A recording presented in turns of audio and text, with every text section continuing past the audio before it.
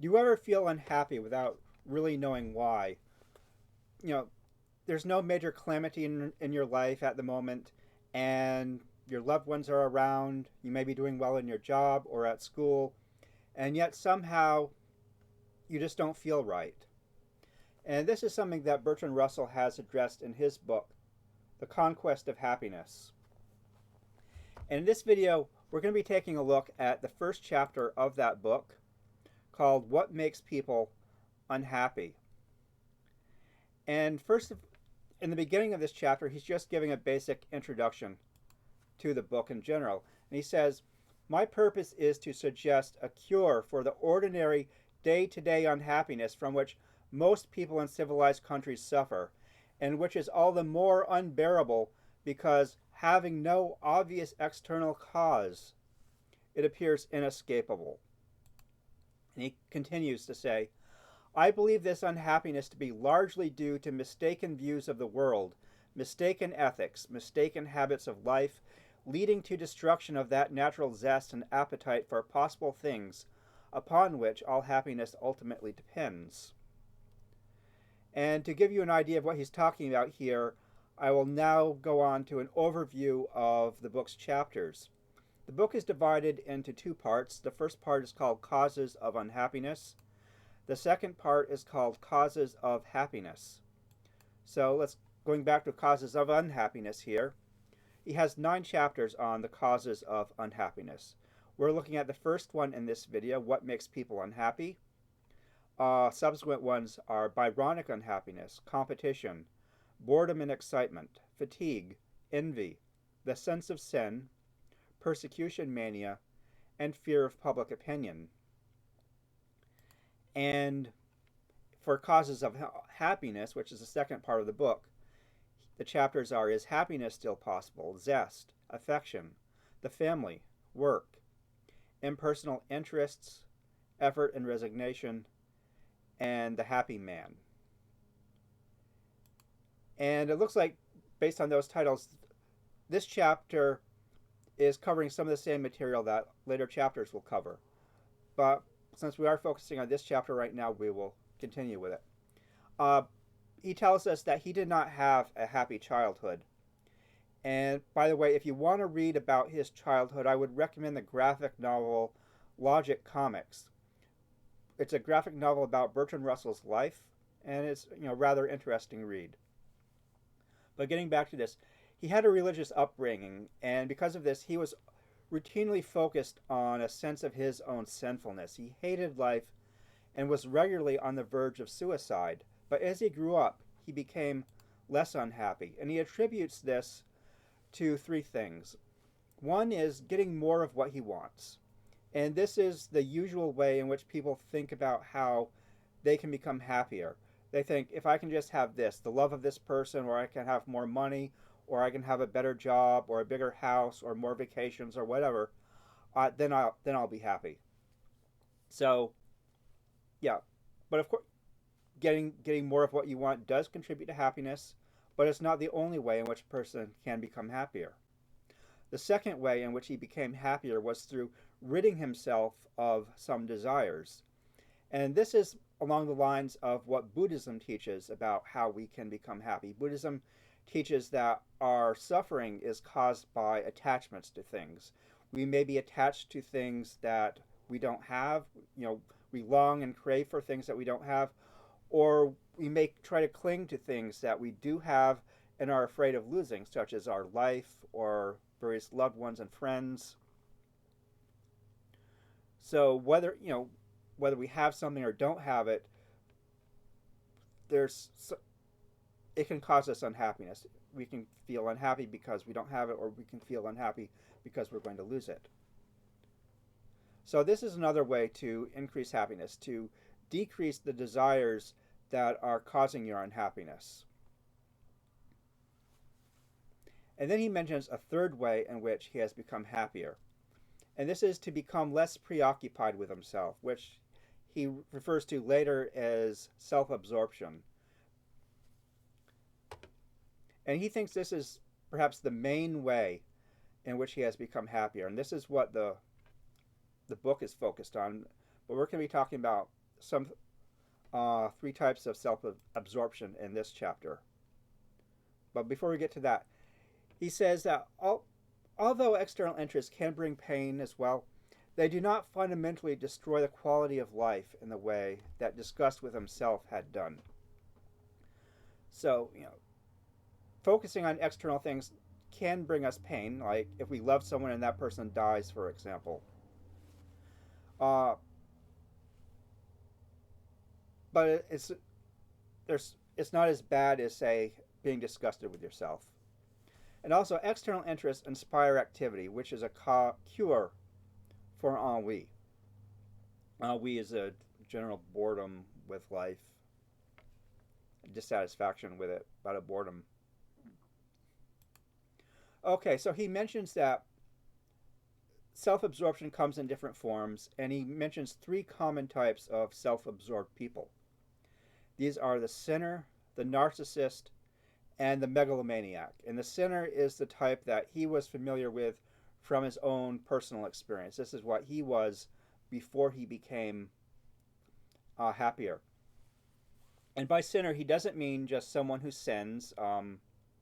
Depending upon your definition of sin, you might think everyone is a sinner, or you might think that no one is a sinner. If you take a religious definition of sin, where sin is disobedience to God and you don't believe in God, then you wouldn't believe in sin. Or if you take, say, an ethical understanding of sin as moral failing, and you say, well, everyone fails morally at some time, so we're all sinners. But what he's calling the sinner here is someone who is really preoccupied with his own sinfulness. He hates himself for being a sinner. He describes this person as perpetually incurring his own disapproval. And if this person has discarded the maxims that he was taught in youth, he may act against them, but then feel bad about it, souring any enjoyment he gets out of behaving in sinful ways. So, what we have here is someone who's sort of in transition between having a full, deep sense of his sinfulness as taught by religion and moving away from that.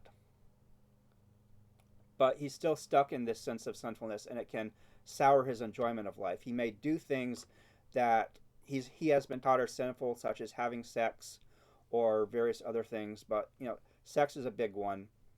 Like, people may feel, because they're human and have biological urges built into them, that they want to have sex, and so they go and have sex, but then feel really guilty about doing it. And this poisons their enjoyment of life.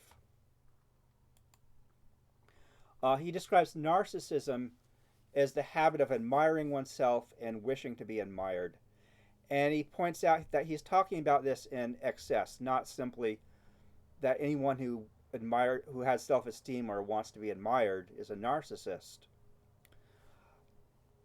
Because, it's normal to have good self-esteem, it's healthy to have self-esteem, and it's normal to want to be admired. But a narcissist is someone who takes this to an extreme, where his main focus is on admiring himself and wanting to be admired. And one way in which this sours life, Russell tells us, vanity, when it passes beyond a certain point, kills pleasure in every activity for its own sake, and thus leads inevitably to listlessness and boredom. And here's what he's talking about here. When we do something for its own sake, that's when we most enjoy it. We enjoy the things that we do for their own. We do things for their own sake because we enjoy them, I should say. Like, you may play a game because you enjoy playing the game, or you may play a musical instrument because you enjoy playing that instrument. Notice we use the word play both times here. Playing in general is something that we do for its own sake. But the narcissist changes his motivation for doing these things. A narcissist may do things for the sake of impressing people rather than for the sake of enjoying himself. So he might play a game or an instrument or something for the sake of impressing people. And if he's doing it for that reason, that may suck out the enjoyment that he would get from doing it for its own sake. And now we move on to the megalomaniac. He says that the megalomaniac differs from the narcissist by the fact that he wishes to be powerful rather than charming and seeks to be feared rather than loved. And he thinks that there are many megalomaniacs who may just have delusions of grandeur. They're lunatics. That's the word he uses, lunatic, to describe some of these people. That they have fantasies in their minds about how powerful they are. But, some megalomaniacs actually have power in reality. There may be many megalomaniacs who are drawn to positions of power, whether in government or in religion or in business, and just seek to continue getting more and more power over people. And he mentions Alexander the Great as an example of a megalomaniac who actually achieved typical megalomaniacal desires. And yet, despite this, he kept wanting more. Russell claims that Alexander was not happy, and he cites Alexander's drunkenness, his furious rages, his indifference to women, and his claim to divinity as evidence that Alexander was not happy. Russell also tells us that power kept within its proper bounds may add greatly to happiness, but as the sole end of life, it leads to disaster, inwardly if not outwardly. So it's not the desire for power that makes a megalomaniac unhappy. It's that he's focusing on power to the exclusion of other things. He cares more about having power over people than he cares about enjoying friendship with people, or more than he cares about doing things that are intrinsically pleasurable or enjoyable. And also, the megalomaniac is really coming from a position of emptiness, of powerlessness, I should say. He's desiring more and more power because he feels that he doesn't have enough power for some reason. And to feel that you don't have enough power isn't a way to feel powerless. And so in that way, he would be feeling unhappy. And then Russell comes to the question of what causes unhappiness again. And after giving an overview of the sinner, the narcissist, and the megalomaniac, he says that a typical unhappy person desires some one kind of satisfaction more than any other. So it's not that the narcissist cares about being liked by people, and it's not that the megalomaniac wants to have power. It's that each one of these is focusing on one particular desire to the exclusion of his other desires. And he's basically throwing himself off balance psychically and bringing about his own unhappiness that way. And he also talks about how some people give up on happiness altogether and just turn to the bottle and drink away their sorrows instead. But he thinks that most people want happiness. And one thing he mentions about both the narcissist and the megalomaniac is that they at least believe that happiness is possible. And so for the rest of the book, he's going to be talking about ways in which we can stop being unhappy and ways in which we can become happy, all for the sake of helping us understand how we can become happier people. And so we'll be looking at that more in subsequent videos.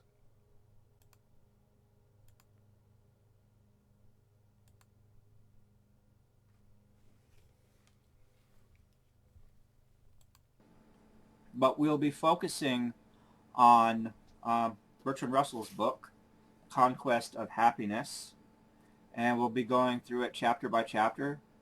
Tonight we're starting with the first chapter in the book, which is titled, What Makes People Unhappy? And this is the first chapter of his section, Causes of Unhappiness. There are 9 chapters total in that section, and so we won't be going over all the causes of unhappiness tonight. Now, God, then whatever benefits religion offers might be available. Let's begin by looking at some prima facie reasons for why atheism could cause people to feel depression. One is all people know they have broken God's law, and only Jesus provides salvation. Another is atheism deprives people of the joy of knowing God. The thing about both of these reasons is that these are religious reasons. An atheist is not going to consider these valid reasons